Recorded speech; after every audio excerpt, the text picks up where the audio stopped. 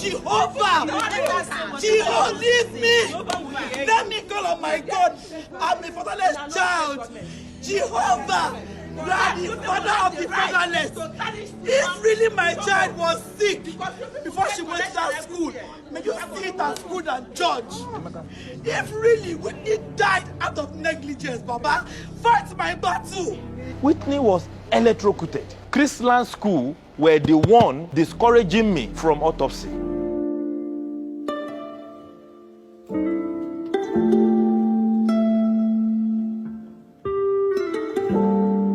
Whitney is my daughter, and she's a very lively, jovial, unbiased, proud young girl, all right? And she's not a sickler. She doesn't fall sick. She's just very playful. And everybody who knows Whitney knows she's a lovely girl, all right? So, and aside from the normal children stuff, you know, mommy, I have stomach pain, mommy, which is normal and is once in a blue moon. So my child doesn't fall sick. So, and on Thursday happened to be their inter-house sports. And they called, and they came in the morning and picked her up. Normally the way they pick her to school every day, to the stadium. And she went. But to my greatest surprise in the afternoon, the mom called me and said that they called her that Whitney slumped.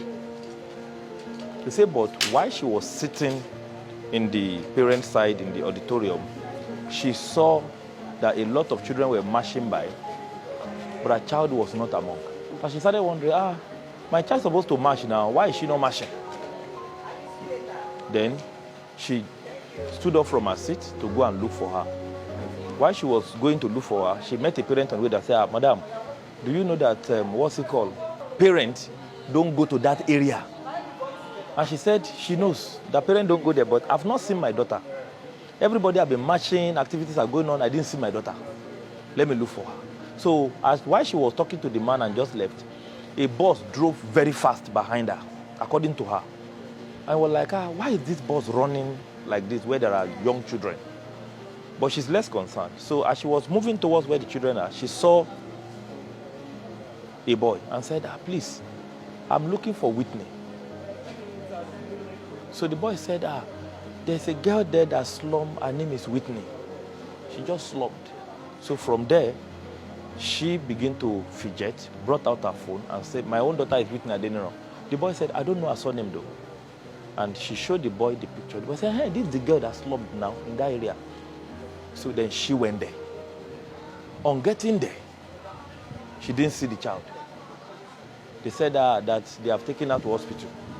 So as soon as she moved back, returning to where the parents are, she saw a teacher coming and said, Mommy Whitney, we've been looking for you. You know, Whitney slumped and they've taken her to hospital. And she was like, she slumped. They've taken her to hospital. What happened to her that she slumped? She said, we don't know. She just slumped. And she said she even met a man that said, she slumped, I pour water on her. So, you know, from there, she met with the principal. The principal said, okay, they will take them to the hospital. And she went to the hospital. And on getting to the hospital, she saw her daughter dead. And she was surprised, what will happen to my child? Why is she dead? The same thing that they were saying there, the teacher started saying, she slumped, she slumped, she slumped, she slumped. But looking at Whitney, her lips were already black, her tongue was black, her face is turning black.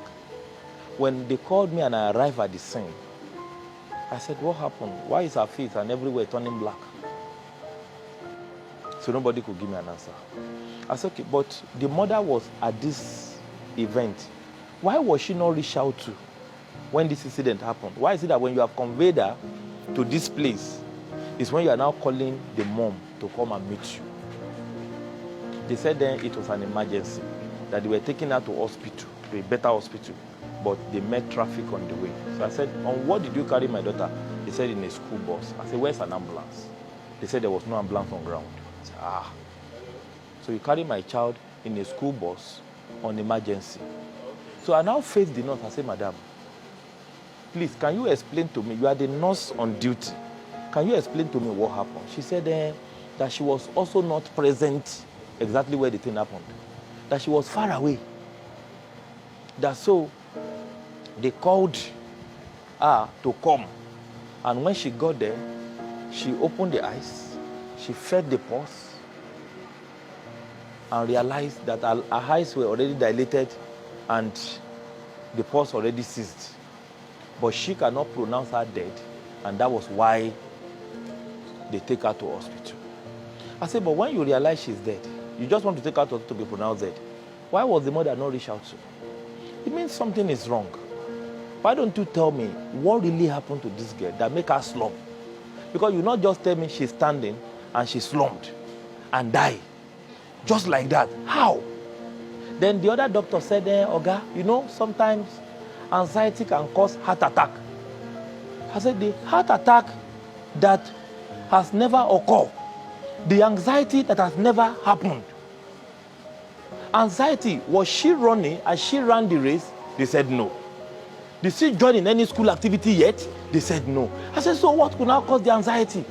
So, and you know, from there, so I asked the doctor in the health center, I say, Oga, Madam, please, when they brought this girl to you, was she struggling to survive or she was completely gone? The woman said, in all honesty, as a medical doctor, to be truthful with you, your daughter was brought here dead on arrival. Help me ask them questions. Nigeria should please help. Was there a doctor on ground? Was there an ambulance on ground? If she was electrocuted and they poured water, if an ambulance was there, she would not die. Yes. They will use defibrillator, get her back, add oxygen, and take her to the ICU. They took my child to a medical center in a school bus. Chrisland should not make me go to another level with them. Chrisland attitude is nonchalant. It's uncaring. Is full of pride that we are too big to take responsibility. So I asked a question. Do you know, when this incident happened, I've already bought coffin and said, let me go and bury my child. But this simple question is what you just need to answer. How did she die? Because there is more to the death than just she was standing and she slumped and she died. And now, every student present at this event are saying, our teachers, our principal, the nurse, everybody, our housemasters, we all know what happened to Whitney now. Why are they lying to the parents? They should tell the parents the truth. Because it is A, B, Z, Y, and Z that happened to Whitney. Whitney was electrocuted. My pain is there was no proper first aid management. There was no proper management. There was nothing that was done for her. She was brought to the hospital dead because when her medical reports came in, it said dead on arrival. That was what her medical report said. When my husband came, he went in straight to where she was to pick his child and go to another hospital. He came in and met her dead. He screamed, shouted, "Desola! That is here, stand up! What is happening to my child?" My husband knelt down, crying, begging doctor, "Doctor, please help me. This is my first child." It's a blatant lie from the pit hole of the devil. And I would say is a bid to cover their track of so many lies they have told already. And it's quite unfortunate that an institution as big as Chrisland cannot own up to their responsibility as an organization, as people, as leaders that people look up to. They are the people we entrust our children, our words into their hand, who are meant to serve as a good example, but they have failed on their part as teachers, as school owners, as educators, and also as parents.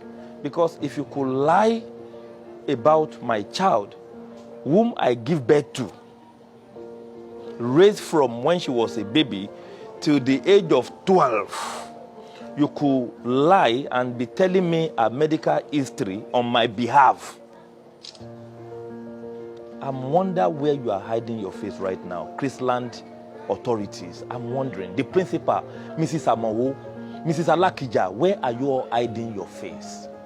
I know you all are a big system and I'm dealing with a big organization. But guess what? If you kill my child, you have killed millions of children. My child died at the venue in the stadium. Your nurse confirmed that. And your nurse knew exactly what happened to my child. What I'm asking Christians to do is to come out, admit their errors, speak the truth, and let my daughter rest. Chrisland school were the one discouraging me from autopsy. I was also shocked when I saw in their press release that I refuse autopsy. The autopsy that will be conducted this week, who filed for the autopsy? Are they the one who filed for the autopsy? The answer is no. I did. So where do they get the fact that I am discouraging autopsy and I'm asking them to tell them whatever? I did not discourage autopsy. I was the one who raised the issue of autopsy. They were the one discouraging me not to even do autopsy. And at a point, I nearly even agree with them. And that was why I said they should go and buy me a coffin to bury my child. But later, I started thinking to myself, if I agree to bury this child without knowing the truth, I will live with that guilt for the rest of my life. If I will love my child, I have loved her while she was alive, I should even love her in death. And the only way for me to do this is to ensure that I know exactly how my daughter died. If I tell somebody the history tomorrow and say, I once have a child that died, the first question they will ask me is, what killed your child? Am I correct? Definitely. If I don't have anything to say, what sort of father am I? I will just say, oh, she just slumped and died. And they will say, so you don't know what killed her? I don't want to live with that guilt. I want to know exactly what killed my child. And that was why I personally filed for autopsy, not the school. I already bought a casket. I already bought a casket. We're already looking for burial ground in Yaba Cemetery because I don't have 4.5 million that Ojude is asking for.